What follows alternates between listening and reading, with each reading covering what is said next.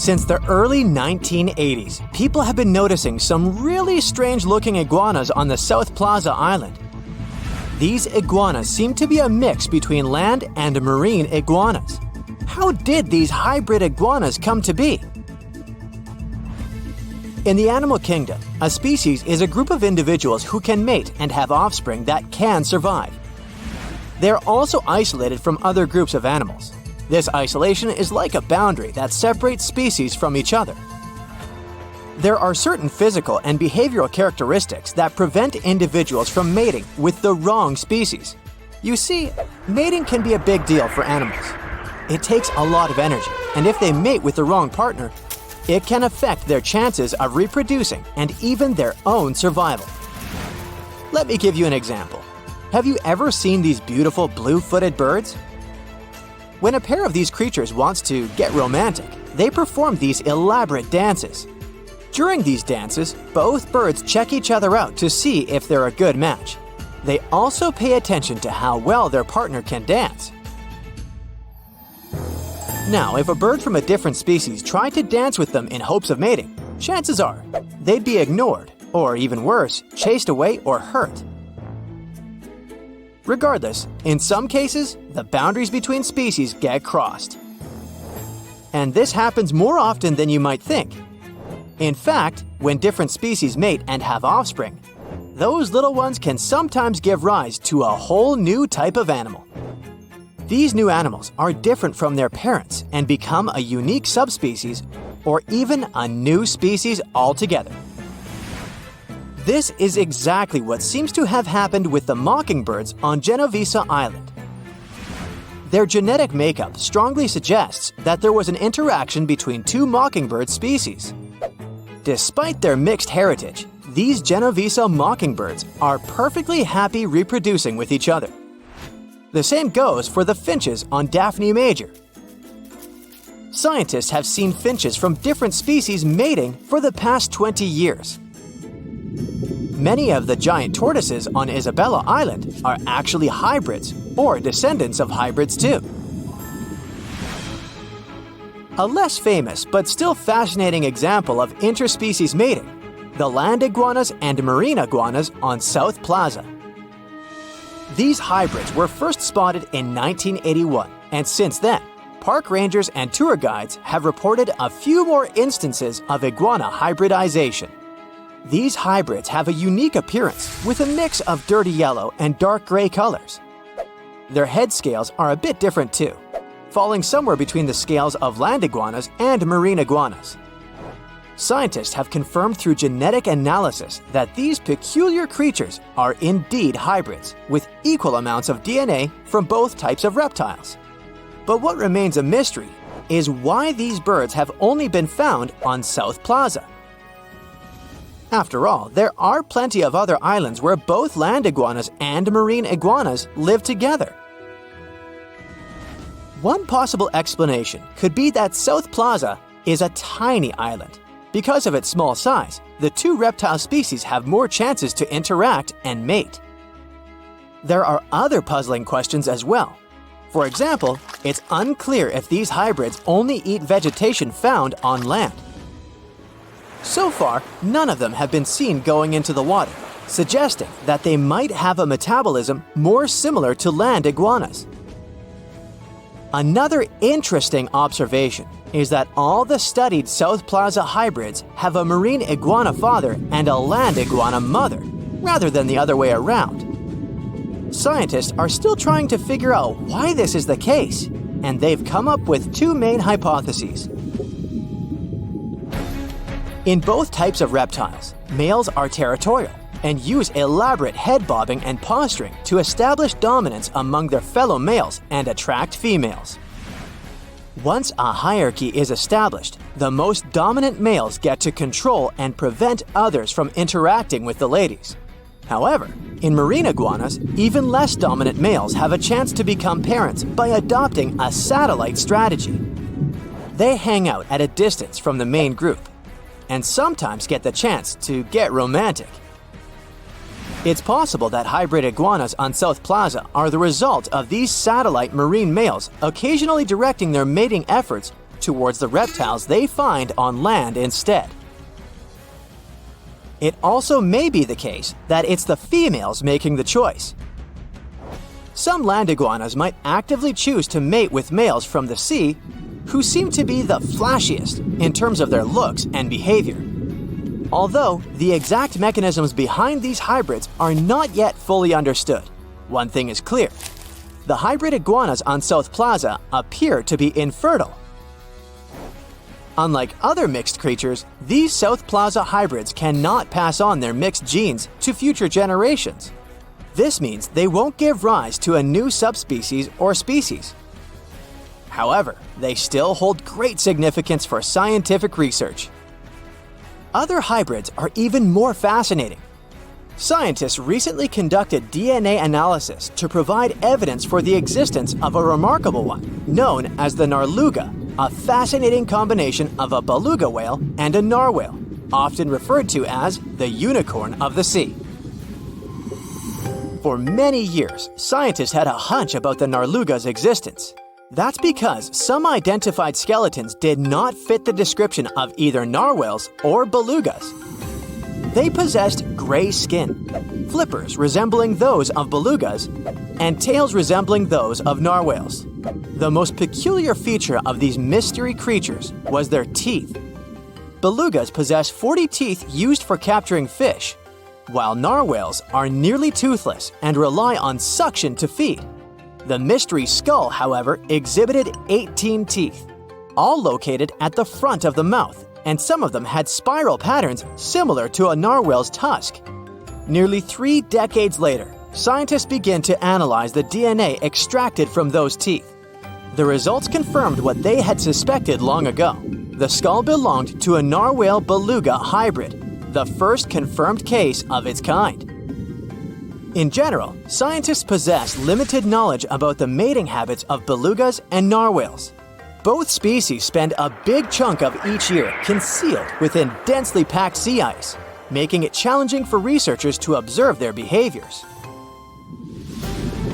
Sure, the narluga may seem weird, but it does join a long list of documented hybridizations between various species of whales and dolphins. A study conducted in 2016 reported nearly 20 instances of such hybrids. Now, does the recent discovery of the narluga mean a new species is born? Scientists say not really. For the narluga to establish itself as a distinct species, these hybridizations would need to occur repeatedly over an extended period of time. Additionally, the offspring resulting from these pairings would have to be able to reproduce themselves, an aspect that isn't always guaranteed with hybrids. Regardless, hybridization can even play a crucial role in the evolution of a species, even for us humans. On that note, around 60,000 years ago, something extraordinary happened. A Neanderthal lady and a Denisovan gentleman crossed paths and produced a unique child with a blend of their DNA. Researchers made an exciting announcement about a bone fragment that confirms this finding. This fragment contains the genetic material of that remarkable hybrid child, serving as a precious window into the captivating history of human evolution. Let's travel back to Denisova Cave, nestled in the stunning Altai Mountains. This cave has become a true treasure trove for anthropologists due to its rich history. Over 100,000 years, it has been home to various groups of humans, including Denisovans, Neanderthals, and modern humans. Surprisingly, the remains of all 3 species have been discovered within its depths. Now here's where it gets even more fascinating. Denisova Cave is the only place where evidence of the enigmatic Denisovan people has been found. As it turns out, these individuals were closely related to both Neanderthals and modern humans. However, it seems that the story of their separation did not end there.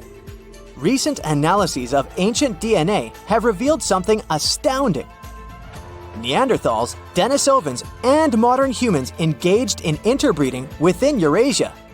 As a result, the genetic makeup of present-day humans carries traces of both Neanderthals and Denisovans. The discovery of the hybrid child stands as tangible proof of this intermingling. Now, you can't find living dinosaurs nowadays, which is a good thing, mostly, but you can still meet some creatures that might have gone to lunch with them. The frilled shark, for example, is a living fossil that comes from a family of sharks that have been around for about 80 million years. One of the coolest things about it is its long, eel-like body that can grow as long as 6 feet. It has 6 pairs of gills on its throat, which help the frilled shark breathe in the deep, cold ocean where there isn't much oxygen. The shark can move very quickly, like a snake, to catch its prey when it least expects it. Little frilled sharks take an exceptionally long time to grow, up to 3.5 years, which is one of the longest times for any animal with a backbone. The Chinese giant salamander is another living fossil that can tell you what was going on Earth around 170 million years ago. Now, when I say tell, I really mean it, as it can make sounds like hisses, whistles, and barks, and even a noise that sounds like a crying kid. The biggest Chinese salamander found so far weighed 130 pounds, as heavy as 2 Dalmatians, and was almost 6 feet long. Giant salamanders like to be alone. Hey, I want to be alone. And will chase away other salamanders from their space, except when it's time to start a family. During the day, they hide and sleep under rocks. They can make a special substance from their skin that keeps predators away. Now, gharials are reptiles that have been around for about 38 million years. They live in India and Nepal in slow-moving, muddy rivers. Sadly, there are very few gharials left in the wild, less than 100. These creatures can't control their body temperature, so they need to sunbathe to get warm or cool down in the water if they get too hot. Their eyes are close together and face forward, which helps them see in 3 dimensions and judge distances more accurately. Gharials also have a transparent third eyelid that protects their eyes when they're underwater. They have over 100 sharp teeth, but they can't chew their food. Instead, they use their strong jaws to grab prey and then, swallow it whole. The alligator gar is a fish that has a family history of more than 100 million years. It still has some cool features from ancient times, like being able to breathe both air and water. It also has a special spiral-shaped intestine, like a shark. The alligator gar is one of the biggest and heaviest fish in North America. Just like an alligator, it has a long body and snout, plus a row of sharp teeth. But instead of legs, the gar has fins to help it swim underwater. The tuatara isn't a lizard as you might think, and isn't a dinosaur either. This New Zealand resident is one of the most unique animals in the world. Scientists love studying tuataras because they can help us understand how today's lizards and snakes evolved. One of the coolest things about the tuatara is its third eye, called a parietal eye, on its head. It has its own lens, retina, and a nerve that connects it to the brain. Scientists think it might help the tuatara know when it's light or dark outside and absorb sunlight to make vitamin D or help them keep their body temperature exactly right. Tuataras can live an extraordinarily long time, up to 100 years. Cassowaries are the youngsters on our list, as they've been around for only 60 million years. They have some things in common with dinosaurs, like their 3-toed feet and how they breathe. Cassowaries love to eat fruit, lots and lots of fruit. This love of fruit helps the rainforest because when cassowaries eat the fruit, their bodies don't harm the seeds inside. As they move around the forest, they spread these seeds, you can guess how, with their own natural fertilizer, helping new plants grow.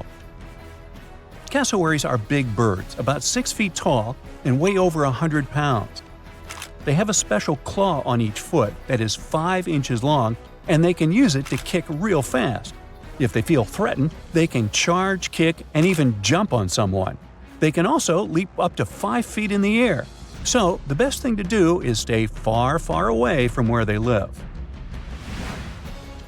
The order Notostraca is a group of crustaceans that you may know as tadpole shrimp or shield shrimps. These animals have been around for about 360 million years. They have a wide, flat shell that covers their head, and they have a pair of eyes on top. These creatures can be found all over the world in different kinds of water, like freshwater, brackish water, and even salty pools. They can also look different depending on where they live. Notostraccans aren't picky eaters and can snack on pretty much anything, from plants to small animals and other shrimps. Some of them are considered pests in places like California rice paddies because they stir up the mud, which blocks sunlight from reaching the young rice plants. Sturgeons are some of the largest fish species on the planet. They live only in the cool waters of the northern hemisphere and never travel below the equator. Even though they are huge, sturgeons don't have teeth. They eat by sucking food off the bottom of rivers, gulfs, lakes, and oceans. Scientists believe that sturgeons came from a group of fish that first appeared around 419 million years ago, long before dinosaurs even existed. Their ancestors survived a big extinction event that wiped out 90% of all species and went on to become the largest fish in many rivers in North America and Eurasia. Sturgeons can live up to 100 years old or even older. Female sturgeons can lay up to 3 million eggs at a time, but not all of the eggs eventually turn into real fish. Our next hero, the Pacific lamprey, has successfully lived through at least 4 mass extinctions. Its ancient ancestors evolved over 450 million years ago. These creatures have cartilage instead of bones and a third eye, which is a special light-sensing organ on top of their heads. Instead of a regular jaw, they have a mouth surrounded by teeth. They latch onto prey and sup up body fluids like real underwater vampires. And although he wasn't living underwater, the story goes that King Henry I of England might have lost his life because of a lamprey. The English monarch loved this fish so much that he defied doctors' orders to stop eating its flesh. He got sick every time he'd have it, but the lack of bones and the unusual taste made the royal fall in love with it. As a result, he got some scary symptoms from eating lamprey and eventually passed away. Can you say clueless? The elephant fish, also called the Australian ghost shark, has been on Earth for around 400 million years. Even though they're related to sharks, they aren't actually sharks. Instead of bones, their bodies are made entirely of cartilage. These fish have a special shiny tissue in their eyes that can make their eyes look like they change color from yellow to green. Elephant fish can be pretty tough and will fight back if they feel threatened. They like to be alone and usually don't hang out with other fish. Horseshoe crabs also deserve the title of survival champs, as they've been around even before dinosaurs, since 450 million years ago. 4 species are still roaming the ocean from Maine all the way to Mexico. Horseshoe crabs are more like spiders than ticks than they are like real crabs. They have 9 eyes, plus extra light sensors near their tails, so they can see really well. They breathe underwater using flap-like gills near their belly, and sometimes they use these gills to swim upside down. Every spring, when the tide is high, these creatures come up to the beach at night to mate and lay their eggs, and you can see hundreds of thousands of them. What do Paris Hilton and Chris Hemsworth have in common? Well, apparently, they both want to bring animals back to life. But we're not talking about making your favorite pet live forever. Nope. These celebs are actually helping a science company bring back animals that no longer exist, like the mammoth, the Tasmanian tiger, and even the iconic dodo. If everything goes according to plan, these fascinating creatures could be walking among us again by 2028. This groundbreaking effort is led by a company called Colossal Biosciences. At this very moment, they're working on a way to revive the core genes of animals that disappeared from Earth ages ago. The idea is to replicate those genes using DNA from a close living relative. If that's all Greek to you, don't worry. We'll break it down a bit later. So, the mammoth is one of the animals they plan to bring back, and people are especially hyped about it. These incredible, massive creatures roamed parts of Africa, Europe, Asia, and North America until about 4,000 years ago. Some people might mix them up with modern elephants, but there are some key differences. For starters, they had huge curved tusks that curled inward and were used to dig for food. They also adapted to survive in freezing climates, like having 2 layers of thick fur to keep their blood warm. But mammoths and elephants do have a lot in common. The woolly mammoth shares 99.5% of its genes with its closest relative, the Asian elephant. That's huge because it means that mammoths are genetically closer to Asian elephants than Asian elephants are to African elephants, for example. The company's bold plan is to create a living, walking elephant-mammoth hybrid that looks just like the ones that used to roam the planet. This animal will look like, walk like, and even sound like a woolly mammoth, but most importantly, it'll be able to live in the same ecosystem that the mammoth left behind. If the scientists succeed in bringing back enough of these creatures, one of their big goals is to help restore the Arctic tundra ecosystem.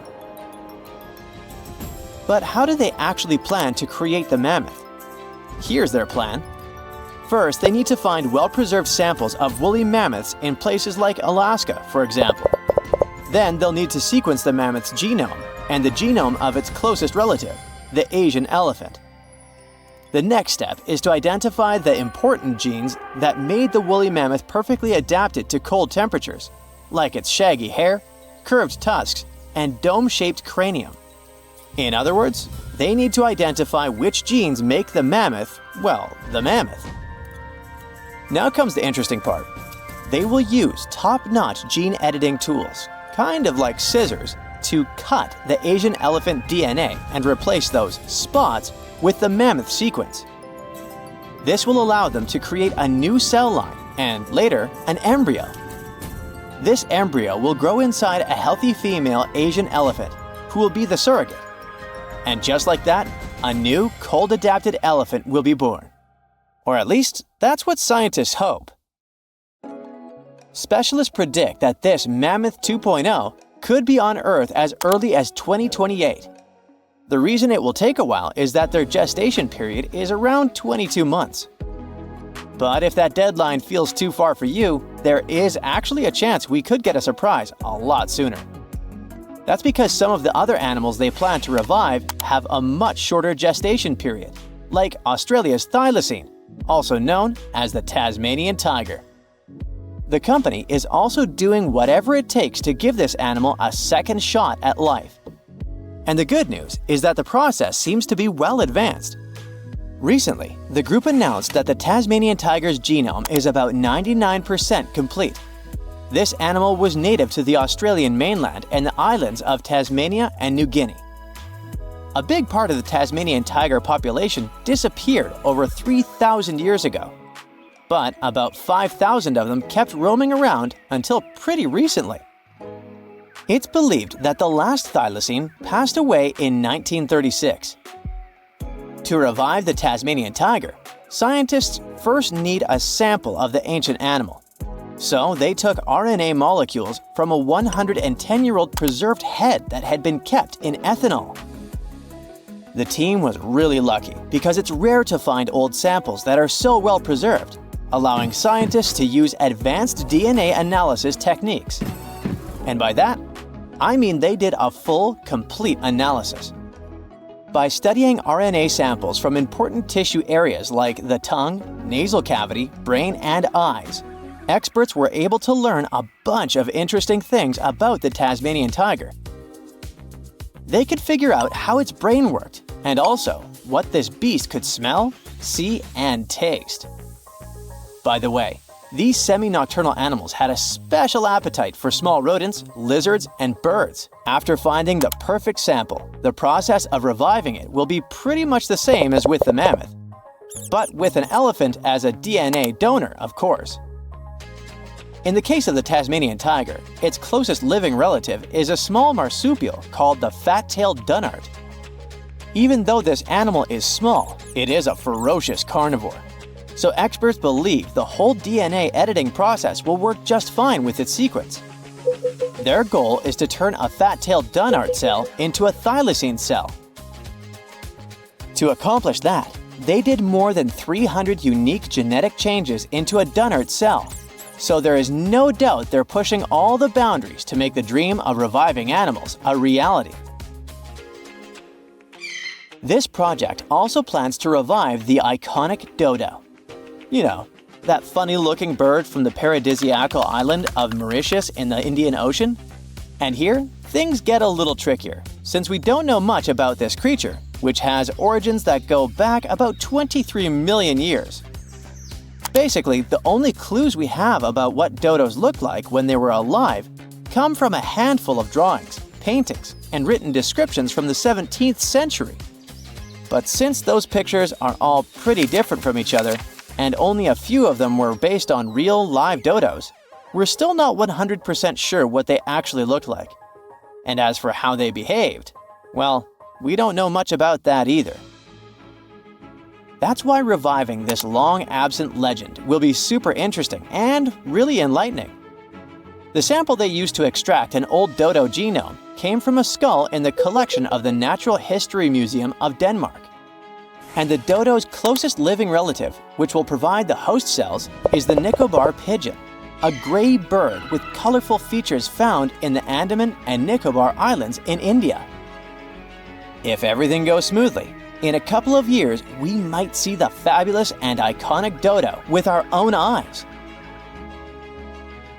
Reviving animals might sound impossible, but science and technology together can be a real game changer, not only by protecting today's animals, but also by restoring species that disappeared from the planet long ago. Actually, we've already pulled this off. A wild goat called the bucardo, also known as the Pyrenean ibex, went extinct in the year 2000. But 3 years later, scientists managed to bring it back to life, using a method pretty similar to what we've talked about in this video. It took 57 tries, but one of them finally worked, and a bucardo clone was born. Unfortunately, the animal only lived for 10 minutes. You might think that wasn't a success, but it was actually a huge step forward in the whole animal revival field. Now, specialists can only hope the project to bring back the dodo, the mammoth, and the Tasmanian tiger go a bit better.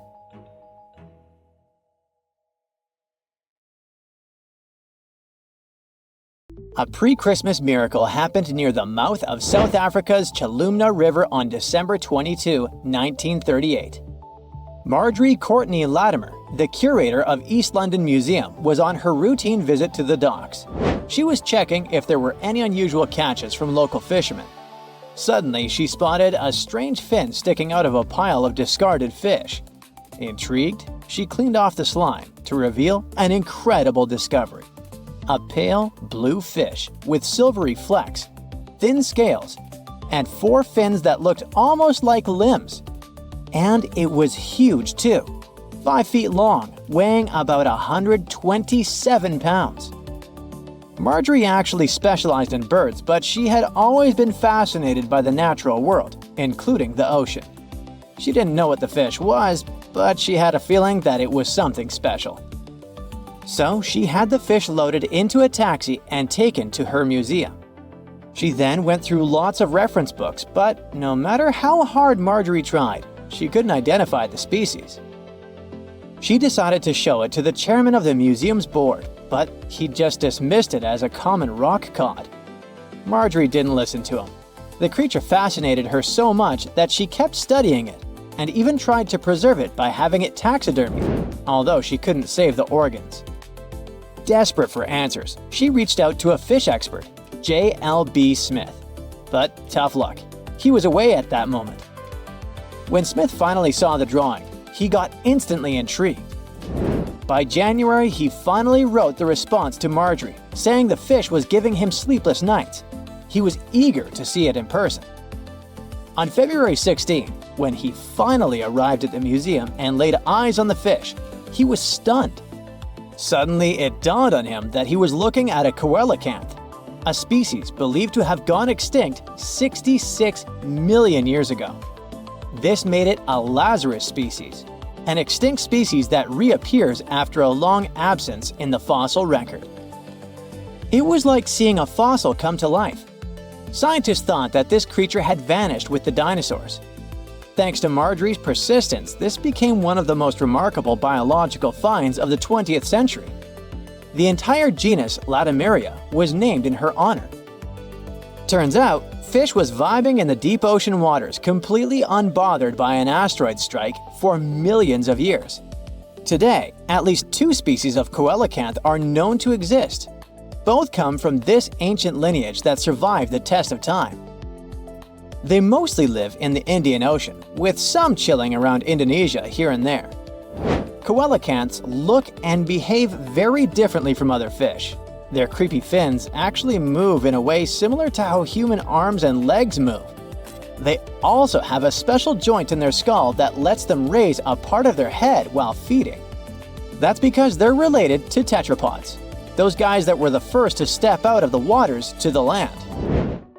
Michael Smith is a British naturalist. On July 2018, he was exploring the remote Wandiwoi mountain range in Papua, Indonesia. He was there to search for rare, pretty flowers called rhododendrons, but he accidentally took a photo of a funky-looking creature. Smith got very curious about this animal. He then returned for another expedition, this time with a local guide. He spent 10 tough days searching high in the mountains. The terrain was harsh, with constant rain, slippery ground, and leeches crawling into their boots. When they were already exhausted and close to giving up, the miracle happened. The team finally spotted and snapped a picture of the animal. This cute thing turned out to be the Wandiwoi tree kangaroo, the one thought to be extinct for 90 years. The first time it was discovered was 1928. It's a sad story. A biologist spotted it while studying the area, and this was the first and the last time we saw that animal. But as it turned out, it wasn't extinct at all. It's just a very elusive and sneaky creature. This marsupial lives in small, isolated, steep and misty forests. Very few people venture there, all because of the reasons we mentioned: the rugged terrain, dense bamboo thickets, lack of water. Even the local hunters had never seen one. They're super cute with their round face, reddish fur, and appearance that looks like a mix of a monkey and a bear. It's a weird type of kangaroo that jumps on the trees, not the land. When Michael Smith rediscovered it, he immediately contacted experts, including a specialist on tree kangaroos. The discovery was confirmed. Even though it's still hard to catch these creatures in the wild, they're still a mystery to science, and scientists try to protect the species. In 1996, researchers from the Wildlife Conservation Society were walking around the meat market in Thakek, Laos. Suddenly, they spotted a bunch of weird rats. Yeah, it may seem to be a common thing for a market, but those were no simple rats at all. At first, they thought it was a new species. They called this new rodent the Laotian rock rat. This animal was so different from other rodents that biologists wanted to place it in its own family. But in 2006, Mary Dawson and her team challenged this idea. They suggested that the Laotian rock rat might actually belong to an ancient family of rodents, the ones that were believed to have been extinct for 11 million years. In the same year, scientists finally captured and documented a live specimen. And guess what? Those were indeed those ancient rats. They didn't go extinct. They just preferred to avoid the spotlight and decided to go vibe in the limestone karsts of Laos and a small part of Vietnam. Turns out, the locals were even familiar with the rodent, regularly trapping it for food. Right, that must be the true reason for their hermit lifestyle. Now, these guys are a huge interest for scientists and are being studied carefully. In 2019, some scientists went on a joint expedition on Fernandina Island in the Galapagos archipelago. During the expedition, the team started noticing weird things: tracks, scat, and claw marks on trees. By following them, they suddenly discovered the culprit: a mysterious turtle that was sitting on a high elevation on the volcanic island. It was a lone female tortoise. They nicknamed her Fernanda. That's because they recognized her as a Fernandina giant tortoise. a species that was thought to have been extinct for 112 years. The last time we've ever seen this species was in 1906, when scientists found a male tortoise and sent it to the California Academy of Sciences. They thought that volcanic eruptions and extensive hunting caused the species to completely disappear. This was a huge deal. It provided hope for the survival of the Fernandina giant tortoise. Park rangers said that they saw signs of at least 2 other tortoises, so maybe they'll be able to find them soon. The Galapagos Conservancy has launched fundraising efforts to support further expeditions. In July of 2007, Luis Enrique Minguez was hiking in La Palma, a small island in the Canary Islands. He's a researcher in the Institute of Ecology and Conservation. While he was walking through the northeastern part of the island, he spotted an interesting lizard. The lizard was almost 12 inches long. He saw it near a forest trail, about 147 feet above sea level. Minguez took a photo of the lizard and shared it with his buddy researchers. After seeing the pictures, they realized that it was the long-lost La Palma giant lizard. This species was presumed to be extinct for centuries. They thought that it disappeared within the last 500 years due to being hunted by cats and habitat destruction.